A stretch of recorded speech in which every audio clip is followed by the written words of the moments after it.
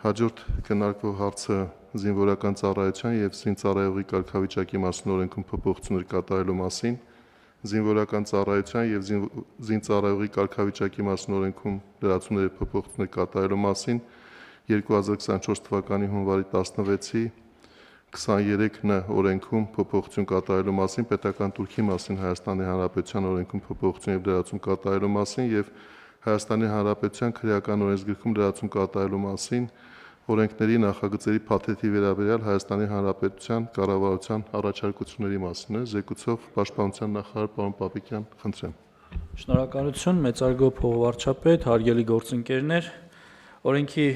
նախագծերի համաձայն առաջարկվում է սահմանել 24 ամսից պակաս ժամկետով պարտադիր զինվորական ծառայություն անցնելու հնարավորություն, 1 ամիս ժամկետով ծառայություն անցնելու դեպքում 20 միլիոն դրամ եւ 6 ամիս ժամկետով ծառայություն անցնելու դեպքում 15 միլիոն դրամ պետական բյուջե վճարելու պայմանով։ Պարտադիր զինվորական ծառայություն անցնելու սահմանային առավելագույն տարիքը 27-ի փոխարեն սահմանել 37 տարեկանը։ Մինչև 18 տարին լրանալը կամ զորակոչային տարիքում ՀՀ քաղաքացիություն ստացած եւ մինչև ՀՀ քաղաքացիություն ստանալն այլ պետությունում զինվորական ծառայություն չանցած կամ 1 տարուց պակաս ժամկետով ծառայություն անցած քաղաքացիների համար ՀՀ զինված ուժերում օրենքով սահմանված 24-ամյա ծառայության ժամկետը փոխարինել 12 ամսյա ժամկետով ծառայությամբ, ինչպես նաև այդ ժամկետով ծառայության չզորակոչվելու դիմաց նախատեսել 2.5 միլիոն դրամ պետական բյուջե վճարելու պարտականություն։ Մինչև 16 տարին լրանալը զինվորական հաշվառման տարիքի մասին է խոսքը, ՀՀ քաղաքացիությունից դուրս գալու համար արական սեռի քաղաքացիների համար դիմում ներկայացնելու պետական տուրքի գումարը սահմանել 15 միլիոն դրամ։ Օրենքների նախագծերի քննարկման արդյունքներով փաստվել է, որ նախագծերն ընդհանուր առմամբ կարիք ունեն պատշաճ նորմատիվ կարգավորումների եւ օրենսդրական տեխնիկայի կանոնների ապահովման նպատակով լրամշակման, միաժամանակ առկա են մի շարք սկզբունքային առաջարկություններ, որը ես կնշեմ, հավելեմ նաև, որ նախաձեռնությունը ազգային ժողովի падգամավոր Հայկ Սարգսյանինն է եւ այն քննարկում է անցել նաև միջգերատեսչական հարթակում, ինչպես նաև անցել է նաև նախարարական կոմիտեով եւ ըստ այդմ ձևակերպվել է հետեւյալ առաջարկությունները կրճատ ժամկետով ծառայությունը սահմանել 1 ամսվա դեպքում 24 միլիոն դրամ եւ 4 ամսվա դեպքում 18 միլիոն դրամ։ Յուրաքանչյուր զորակոչի հայտարարման մասին կառավարության որոշման մեջ սահմանել տվյալ զորակոչին համապատասխան կրճատ ժամկետով ծառայություն անցնելու դիմումների առավելագույն քանակը եւ դիմումների ներկայացման կարգը։ Պարտադիր զինվորական ծառայություն անցնելու առավելագույն սահմանային տարիքը նախատեսել 32 տարեկանը, իսկ պետական տուրքի մասին օրենքում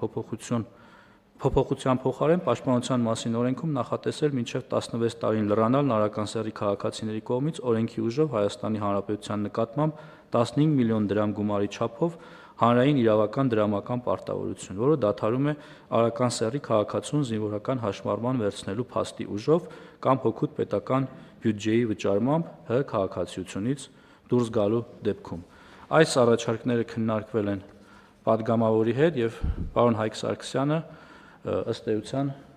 համաձայն է այս փոփոխություններին եւ առաջիկայում մեր հաստատումից հետո այն կքննարկվի նաեւ ազգային ժողովում, հաշվի առնելով, որ փաթեթը բավականին լայն է եւ զգայուն է ու անդրադառնում է հանրային բոլոր շերտերին, շատ կարեւոր է, որ այն նաեւ պատշաճ քննարկում անցնի ազգային ժողովում։ Շնորհակալ եմ։ Շնորհակալություն, պարոն Պապիկյան, հարցեր հարգելի գործընկերներ, դիտարկումներ նախագծի վերաբերյալ։ Պարոն Պապիկյան, ես ճիշտ եմ հասկանում, որ կառավարության կողմից ներկայացված առաջարկությունների մեկ սկզբունքային առանձնահատկությունն այն է, որ յուրաքանչյուր զորակոչի դեպքում կառավարությունը համապատասխան սահմանաչափ կհայտարարի եւ սա նաեւ թույլ կտա գնահատել այս միջոցառման արդյունավետությունը կամ կառավարել այն ռիսկերը, որոնք կարող են առաջանալ նման շատ զգայուն, ինչպես դուք նշեցիք, եւ էական փոփոխությունների պարագայում։ Այո, պարոն Խաչատրյան, դուք շատ ճիշտ եք, այս կետը մեզ համար սկզբունքային էր այն առումով, որ չնայած բարեփոխումը նպատակ ունի զորակոչիկների թիվը ավելացնել եւ տարբեր ճանապարհներով զորակոչից խուսափելու հնարավորությունները սահմանափակել, ընդհուպ ամբողջությամբ արգելափակել, որպեսզի այն գումարները, որոնք տարբեր ուղիներով հոսում են տարբեր տեղեր, դրանք մտնեն պետական գանձարան եւ նույն ժամանակ մեզ հնարավորություն տան մեծացնելու պրոֆեսիոնալ բանակի հնարավորությունները եւ թվականակը։ Ես պիտի հիշեցնեմ, որ այս նախագծի մի մասը դեռևս 2022 թվականին կառավարության կողմից էր հենց առաջարկվել եւ հետագայում դրա մի մասը արկախվեց 2022 թվականի սեպտեմբերի դեպքերով պայմանավորված։ Այն ժամանակ էր, որ մեր կողմից ընդունվեց Պաշտպան հայրենիաց ծրագիրը, որը ենթադրում է, որ այն ժամկետային զինծառայողը, որը 5 տարով պայմանագիր կկնքի Պաշտպանության նախարարության հետ, ծառայությունից հետո կստանա նաև 5 միլիոն դրամ պարգևավճար։ Եվ այստեղից էլ այս թվերը, խոսքը վերաբերում է 18 եւ 24 միլիոն դրամ կառավարության առաջարկություններին, որը ենթադրելու է, որ հնարավոր կարճ ժամկետով ծառայելու պարագայում, երբ գումար կվճարեն պետական բյուջե, դրա միջոցով մենք կարողանանք 5 տարի շարունակ 2 պայմանագրային զինծառայողի եւ աշխատավարձ վճարել եւ նաեւ վճարել այն 5 միլիոն դրամ պարգևավճար, որը ստանձնել է կառավարությունը։ Բայց ինչպես նշեցիք, ամենակարևոր հատվածը վերաբերում է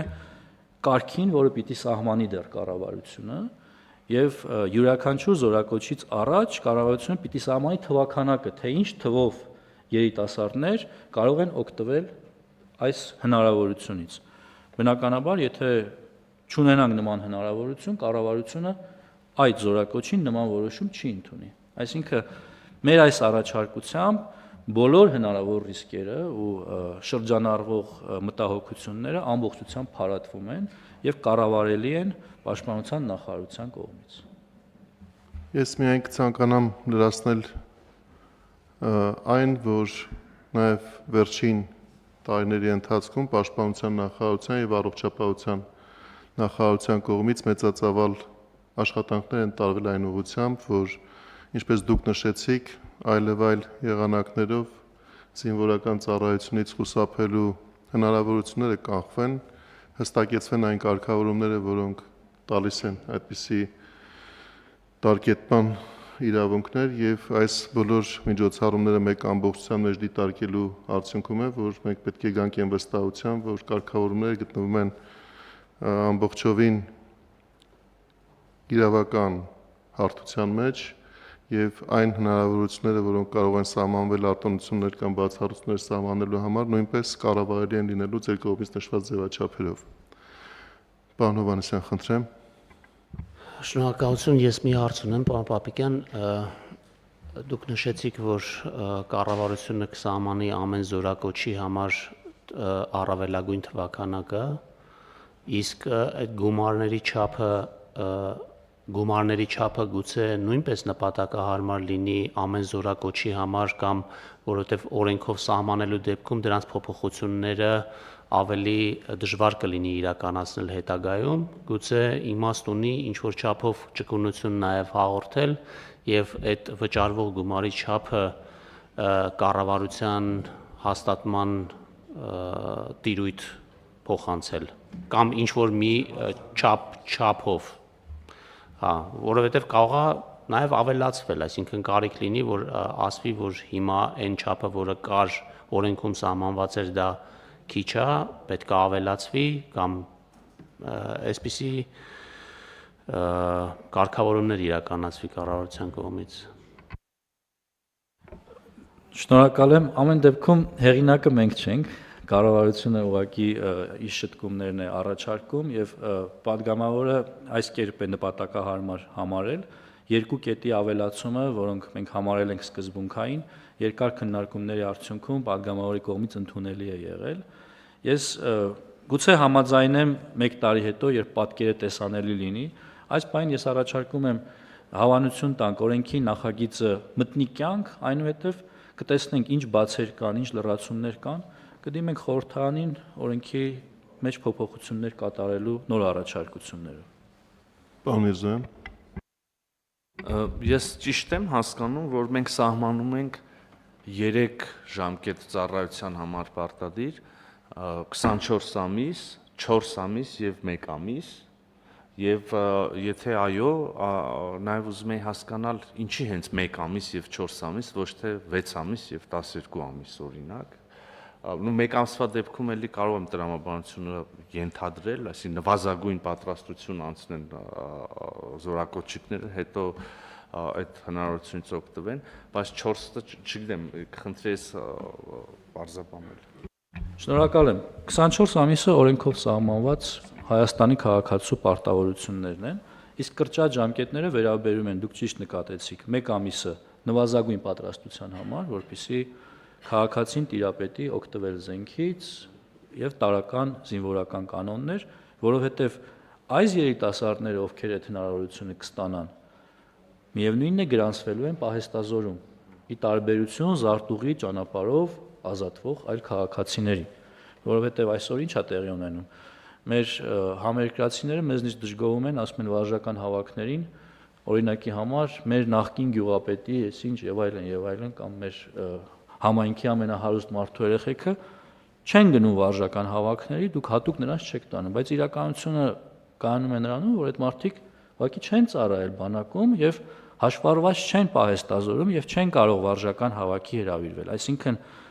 այս մեխանիզմը նաեւ թույլ է տալու, որպեսզի ավելի շատ թվով Հայաստանի քաղաքացիներ տիրապետեն զենքին եւ նաեւ ըստ անհրաժեշտության համալրեն պահեստազորը։ 4 ամիսը դա ուսումնական զորամասի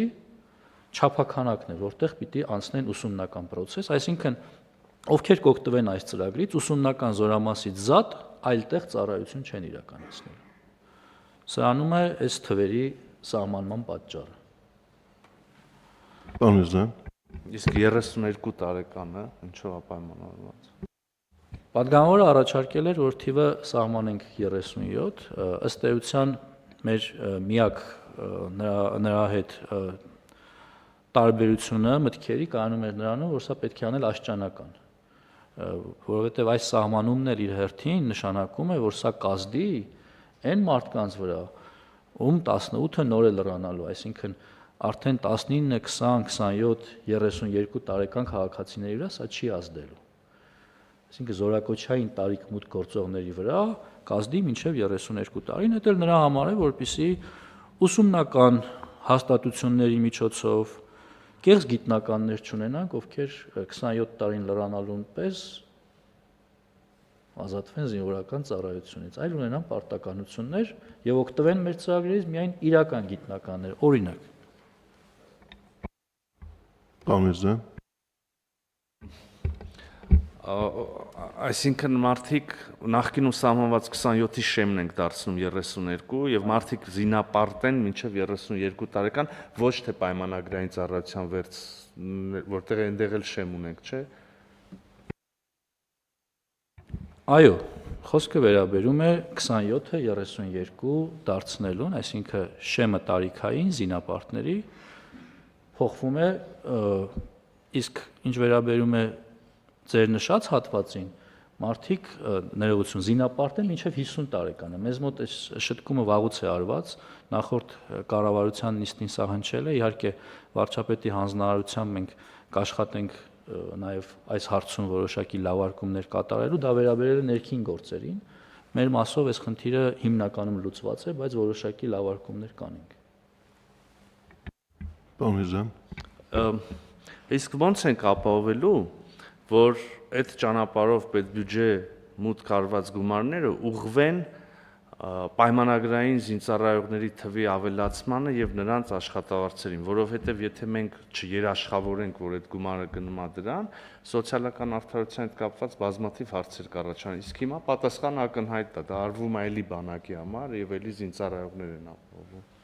Դա ըստ էության երաշխավորված է, երբ ես նշում եմ պետական բյուջե, ես չեմ տարանջատում պաշտպանության նախարարության բյուջեն ընդհանուր բյուջեից, այո, մուտքերը կապահովեն եւ կծառայեն պաշտպանության նախարարության համար։ Տիկին Անդրեասյան, Շնորհակալություն, ես կուզեի անդրադառնալ տարիքային շեմին, որովհետեւ այս հարցը քննարկվելիս, ինչպես պարոն Պապիկյանը նշեց, մենք հաշվի ենք առել նաեւ մեր ընթացիկ ծրագրերը եւ կհիշեք որոշ ժամանակ առաջ կառավարության նիստում քննարկում էինք արտերկրի հեղինակավոր բուհերում կրթություն ստանալու հետ կապված հնարավորությունների ընդլայնումը եւ առանձին քննարկման հարց դարձավ հետո արդեն այս ուրեմն մեր կրթված երիտասարդների վերադարձի հարցը եւ նրանց ըստ էության այդ ներուժի օգտագործումը մեր հասարակության զարգացման եւ այստեղ աշխատելու տեսանկյունից մենք բավականին ուսումնասիրություններ ենք արել այս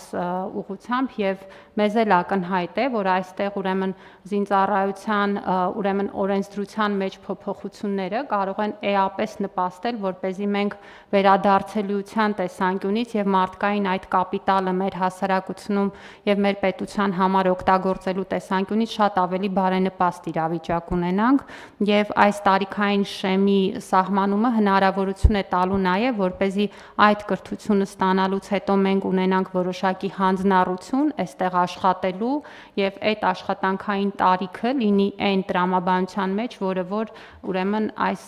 զինծառայության վերին շեմն է եւ նաեւ սինխրոնացված են այդ իմաստով կարգավորումները, որպեսզի մի ոլորտի եւ մյուս ոլորտի կարգավորումները համահունչ լինեն եւ չխանգարեն մեկ-մեկու։ Շնորհակալություն Տիկին Անդրեասյան, պարոն Մեսրոպյան։ Շնորհակալություն պարոն նախարար, կուզենայի իմանալ դիցուք զորահավաքի ժամանակ, երբ որ արդեն պետությունը կորոշի կամ նախարարությունը X քանակի մարդ կարող է օգտվել այդ տվյալ մեխանիզմով զինվորական ծառայությունից ազատվելու համար, ո՞նց է կիրառվելու դա, վիճակահանությամբ, թե ով առաջինը հասցրեց դիմել։ Պարոն Մեսրոպյան, մենք հիմա առաջ ենք ընկնում, որովհետև դա դեռ կառավարության որոշումով պիտի սահմանվի։ Տարբեր մտքեր կան, այդ թվում նաև վիճակահանության, ավելի արագ գրանցվելու, այսինքն դա դեռ կքննարկենք եւ նաև այստեղ էլ հնարավորություն կունենանք դրա մասին մտքեր հնչեցնելու։ Այլ հարցեր, դիտարկումներ, խնդրեմ։ Շնորհակալ եմ պարոն փոխվարչապետ, պարոն Պապիկյան, իմ հարցը վերաբերելու է զինված ուժերում ոչ կանոնադրային հարաբերություններին եւ այս փոփոխությունների համատեքստում ոչ կանոնադրային հարաբերությունների հաղթահարման մեխանիզմներին, որովհետեւ ըստ էության բոլորիս համար էլ ակնհայտ է, որ բանակում մահվան, ինքնավնասումների եւ այլ դեպքերի պատճառներից մեկը նաեւ այդ ոչ կանոնադրային կամ ենթամշակութային հարաբերություններն են, ինչպես է հնարավոր լինելու ապահովել, որ այսպիսի տարբերակման պայմաններում, այսինքն ըստ էության զինծառայողների միջև տարբերակում է փաստացի իրականացվում, արդյոք հնարավոր է լինելու կոնկրետ երաշխիքներ ապահովել, որպեսզի մենք չունենանք դրա հիման վրա ավելի խորացող ոչ կանոնադրային հարաբերություններ եւ բնականաբար բացառենք այդ համատեքստի իրավիճակը։ Ծառայության պայմանների առումով նկատի ունեմ։ Անկեղծորեն գուցե հարցի էությունը լավ չեմ հասկանում, բայց ես այստեղ նմանատիպ խնդիր չեմ տեսնում։ Ավելին սա մեզ հնարավորություն է տալու, որպեսզի նմանատիպ կանոնադրային ոչ կանոնադրային հարաբերությունները կարգավորենք, դարձնենք կանոնադրային։ Ինձ թվում է նման հարցերի քննարկման ժամանակ մենք պիտի տարբեր կոմպլեքսներից զերծ մնալով խոսենք իրականության մասին։ Իսկ իրականությունը ինչի մասին է։ Իրականությունը նաև նրա մասին է, որ շատ երիտասարդներ, ովքեր հնարավորություն են ունենալու օգտվել այս ծրագրից, եթե մենք ընձեռենք այդ հնարավորությունը, իրենք հանդիսանում են մեր ծառայության մեջ հիմնականում կանոնադրային հարաբերությունները խախտողներ։ Պիտի մտնենք խնդիրների խորքի մեջ։ Այո, այստեղ էլ կա որոշակի սոցիալական շերտավորման վտանգ, մենք պիտի այս հարցում հետևողական լինենք, բայց հարցի այսօրվա նախագծի մեխը 18 կամ 24 միլիոնով բանակից ազատվելը կամ կրճատ ծառայությամբ ազատվելը չէ։ Մենք ուշադրություն չդարձրինք մեկ այլ կարևոր խնդրի։ Խոսքը վերաբերում է քաղաքացիների 15 միլիոն դրամ պարտավորությանը, այսինքն մինչև 16 տարին լրացած քաղաքացիներին 15 միլիոն դրամի պարտավորություն մտցնելը ինչ է սա նշանակում։ Նախկինում հնարավորություն ունեցող բազմաթիվ քաղաքացիներ, իսկ այդ թիվը հազարների մասին է, ես ազգային անվտանգության նկատառումներից ելնելով կոնկրետ թվեր չեմ նշի, բայց այսօր Հայաստանում շատ ծնողներ իրենց երեխաներին զրկում են Հայաստանի քաղաքացիությունից, որպեսզի նրանք չծառայեն հայոց բանակում։ Կետերից մեկը 4-րդ կետը վերաբերում է դրան։ Այսինքն սա մեծ հնարավորություն է տալու, որ այն քաղաքացիները, ովքեր անվտանգությունից ելնելով, որդու անվտանգությունից ելնելով, փորձել են տարբեր ճանապարհներով բանակից ազատվել, ունենան հնարավորություն իրենց որդուն բոլորի հետ հավասար մեր զինված ուժերում գոնե կրճատ ժամկետով ծառայության ուղարկելու։ Շնորհակալություն հարգելի գործընկերներ, ինչպես պարոն Պապիկյանը նշեց, սա չափազանց զգայուն եւ կարեւոր հարց է, նաեւ կարեւոր են տեսանկյունից, որ այս թե մտահոգությունները, որոնք վերաբերում են առ այսօր արձանագրված երևույթներին, թե հարցի հետ կապված զգայունությունը, որը գուցե տարբեր ժամանակներում տարբեր կերպ քննարկելու փորձեր եղել են, սակայն ինչ որ մի պահից հաշվի առնելով հենց այդ զգայունության հարցը քննարկումները հետաձգվել են։ Սա լավ առիթ է, որ ազգային ժողովում քննարկումները շարունակվեն նաև մշտական հանձնաժողովներում, որտեղ կհնչեն վստահաբար այլ փաստարկներ, այլ տեսակետներ, հավանաբար դրանք նույնպես կառավարության ներկայացուցչի հետ միասին կքննարկվեն եւս մեկ անգամ եւ տեղ կգտնեն կարտահայտվեն նախագծի այն վերջնական տեսքում, որը կդառնա օրենսդրական կարգավորում։ Եվ ես առաջարկում եմ նկատի ունենալով, որ մեր ներկայացուցիչ շարունակի նաև ազգային ժողովի քննարկումներում գործընկերների հետ միասին այս հարցի բովանդակությունը վերջնականացնել, այս փուլում քվեարկել առաջարկությունը կառավարության կարծիքը եւ հետո ըստ անհրաժեշտության տեսակետները նաև ազգային ժողովում քննարկումների ժամանակ ամփոփել վերջնականացնել։ Խնդրեմ պարոն Պապիկյան։ Աչետրյան, որպեսզի տարանթերցում չլինի, ես հստակեցնեմ ինչի մասին էի խոսում։ Խոսքը վերաբերում է նրան, որ երբ մենք հնարավորություն ենք ընձեռել կառավարությանը ամեն զորակոչից առաջ թիվ սահմանել, մենք նաև հնարավորություն ենք ունենալու ներքին գործերի նախարարության հետ հստակեցնելու, թե տվյալ տարվա ընթացքում քանի Հայաստանի նախկին քաղաքացի կամ օտարերկրյա քաղաքացի է դիմել քաղաքացիություն ստանալու համար։ Այսինքն մենք հնարավորություն ենք ունենալու այս 15 միլիոն դրամ վճարման արգելանքի միջոցով նախ պակասեցնել արտահոսքը մեր պատանիների, բայց միևնույն ժամանակ մյուս մասով օրենքի հնարավորություն ենք տալու նախկինում քաղաքացիությունից հրաժարվածներին վերադառնալ եւ իրենց պարտքը թեկուզ կրճատ կատարել հայրենիքի առաջ։ Այսինքն այս թվերից ելնելով նաև մենք կսահմանենք տարբեր զորակոչերի ժամանակ ըստ զորակոչի նաև մեր թվաքանակները։ Շնորհակալ եմ։ Պարոն Միրզոյան։ Ես ներողություն եմ խնդրում, էլի որ շատ ենք երկրացնում, բայց իսկապես հարցը կարևոր է։ Ես առաջարկում եմ այսպիսի արձանագրում անել, անկեղծ ասած, պարոն փոխվարչապետ, ձեր վերջի առաջարկը ստիպեց ինձ այս մասին խոսալ, ես լրիվ համաձայն եմ ձեր հետ, սա մի խնդիր է, նախ խնդիրը իդենտիֆիկացնում, հա, շարունակաբար արտագաղթի ամենախորքային պատճառների թվում ամենահիմնականներից մեկը եղել է արական սեռի զավակին բանակից ուրեմն զինվորական ծառայությունից խուսափելու ինչ-որ հնարավորություն ստեղծել, հա, սա է հիմնական մոտիվացիաներից մեկը եղել։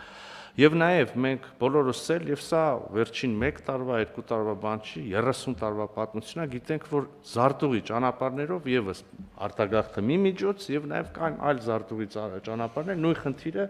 լուծելու առանց արտագաղթելու, հա, հիվանդություններով կլինի, որևէ կրթությունով կլինի, որևէ կերպ։ Եվ այս խնդիրը հասարակությունն էլ է քաջատեղյակ խնդրին, բոլոր պետական կառույցներն էլ, եւ այս խնդիրը մի թեմա է սա, որի մասին տարիներ շարունակ խոսվել է եւ դիտարկվել են նաեւ այս տեսակ լուծումներ, առաջարկվող լուծումները եւս, բայց երբեք լուծման չենք գնացել, որևէ կառավարություն չի գնացել լուծման։ Հիմա շարունակելով ձեր միտքը, գուցե եւ կարգավորումները վերջնական չեն, իդեալական չեն, բայց պետքա կարծում եմ համարձակություն ունենալ եւ փորձել գնալ լուծման, որովհետեւ չլուծելով խնդիրը չի վերացել, այսինքն այնպես չի, որ մենք չենք արել այս կարգավորումները եւ դրանից ինչ որ չգիտեմ, իներցիայով կամ աստիճանաբար խնդիրը մեղվվել է կամ ինչ, ոչ այդ նույն խնդիրը կա, մենք միշտ խոսել ենք եւ բոլորը մշտապես խոսել ենք եւ ոչինչ չենք արել հաշվի առնելով այո զգայունությունը։ Ես միանում եմ ձեր առաջարկին, եկեք փորձենք անենք, հետո կհղկվենք։ եթե կարիք լինի։ Շնորհակալություն պարոն Միրզոյան, պետք է քվեարկենք նախագիծը հարգելի գործընկերները, ովքեր են դեմ կառավարության ձևակերպած կարծիքին ազգային ժողով ուղարկելու համար։ Դեմ չկա, որոշումը հաստատված է եւ անցնում